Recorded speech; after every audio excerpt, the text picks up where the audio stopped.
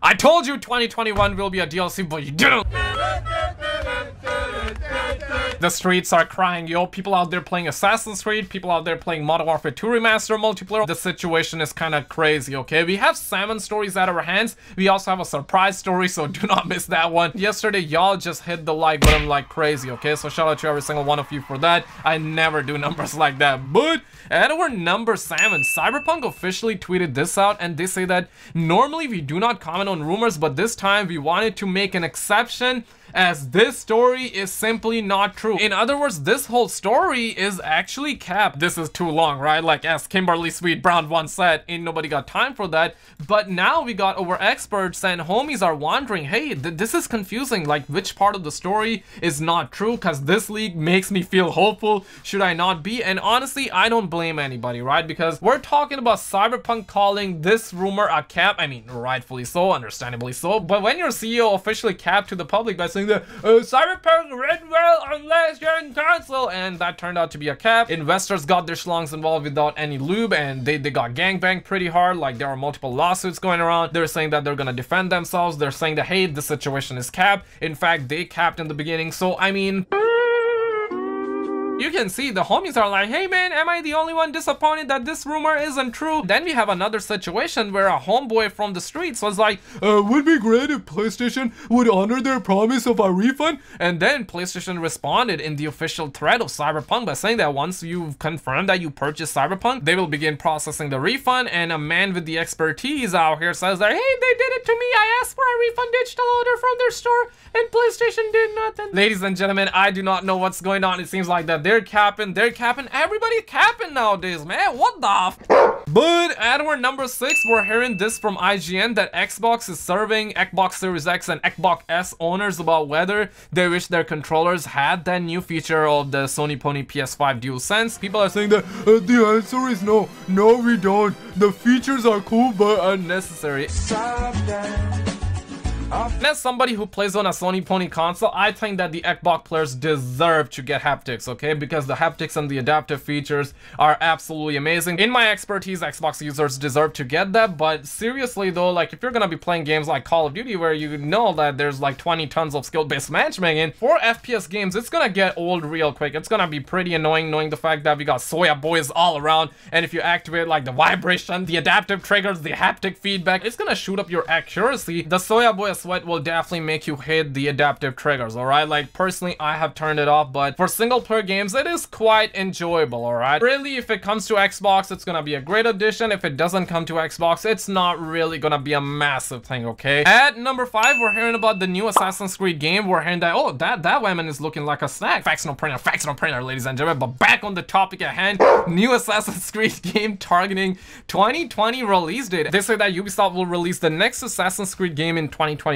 with this year dedicated to supporting Assassin's Creed Valhalla. The new game will reportedly be developed by Ubisoft Sofia with support from other studios within the company. That's at least according to a French YouTuber who revealed that 2021 will be spent on delivering various post-launch content for Assassin's Creed Valhalla. As for Ubisoft Sofia, the studio has cut its teeth on the likes of Assassin's Creed Origins, the Curse of the Pharaohs DLC, and worked on Assassin's Creed Rogue back in 2014. These are not facts, these are printers, okay? So do not like view this information as gospel. These are not facts. At number 4, we're hearing that David Jeff, he actually worked on the previous God of War games. He says that he's certain that God of War Ragnarok will be cross-generation, and a homie kind of added me in the situation. He's viewing this as like bad news. I really don't think this is bad news, but a lot of people are kind of sus right now. I don't even understand why people are kind of sus. But then you have an expert who says, hey, you mean the guy that has nothing to do with God of War now said this, lol, stupid? He does have a good point, but honestly, David Jeff would know the inside, right? Because he used to be a dev. I'm not sure if he's still a dev or not, but he definitely knows the ins and outs, right? I don't view this as bad news. Obviously, I really do think that if this game was only on the PS5, it would be boosting PS5 sales. The graphics might have been way better. I still do believe that the graphics are gonna be insane, but at the end of the day, if the game was only on PS5, it would have been much better because they would be putting all their resources on the PS5 port. I mean, I'm not a game dev, so maybe behind the scenes, I know for the fact fact that when Black Ops 3 and Black Ops Demastered came for the last gen console, look at that, right? Activision did sell that game to people out there. And in that case, there was another studio that actually worked on that Black Ops 3 port for the last gen, and not Treyarch. Treyarch only worked on the PS4 port. Maybe this is gonna be the same situation. We're gonna find out very soon. But at our number 3,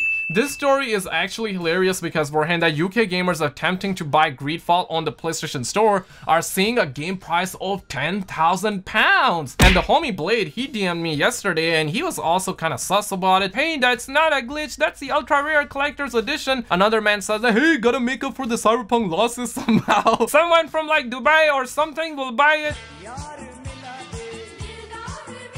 Cultured man, and in simple English he just means to say, hey, an oil prince will buy it. And imagine, right, like somebody buys this accidentally, and I know some of you will be like, hey, Skittle, accidentally, how does that even happen? Just imagine, right, somebody ends up buying this accidentally and they spent like 10k pounds on it, and they start downloading the game and they hit up like Sony support. They're like, hey man, this game was supposed to be free. Sony's like, hey, yeah, but you started downloading the game, so no refund for you, motherfucker. That would be insane. And knowing Sony, I mean, this is not out of the realm, okay? At our number 2, this story is kind of good, but it can be viewed as bad news as well. But I view this as good news because we're hearing that Call of Duty Modern Warfare and Warzone, both of them combined, generated almost $2 billion in revenue in 2020, and Black Ops generated $678 million in 2 months. Now here's the thing, right? This might look really good, but you gotta understand that Modern Warfare alone, you know, pre-Warzone, during the first 3 days, it generated more than $600 million. That is just Modern Warfare in the first 3 days, and Black Ops did $678 million in 2 months. We got Tom Henderson out on the situation, says that this is gonna be interesting, like the Activision earning calls will be interesting on the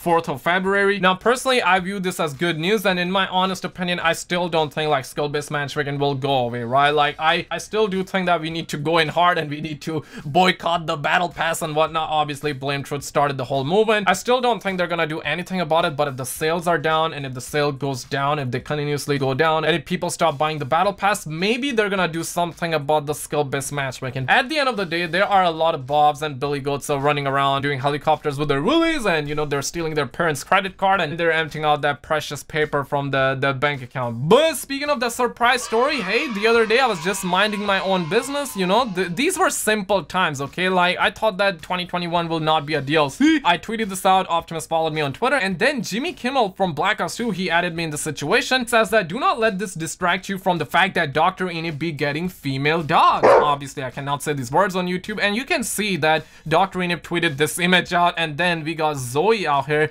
do be looking all kind of weird, do be looking like a snack and whatnot. Dr. Eneb game do be kind of strong. Learn from this man. I know that you got no girlfriend around, like yeah, I know how it be, so learn from Dr. Eneb. At our number 1 spot, people got big mad with Drifter because yesterday he did uploaded this video, and honestly man, I don't understand how people are mad. I mean, I don't fully understand, but some of you will let me know in the chat. But he actually made a video and essentially he exposed the fact that, hey, there are a ton of people actually cheating in Warzone. Even he cheated in Warzone, so maybe this is why people are mad. But if you're good at video games, it doesn't make you good and bad, okay? Like, dad, these are facts, no printer. But honestly, man, here's the thing.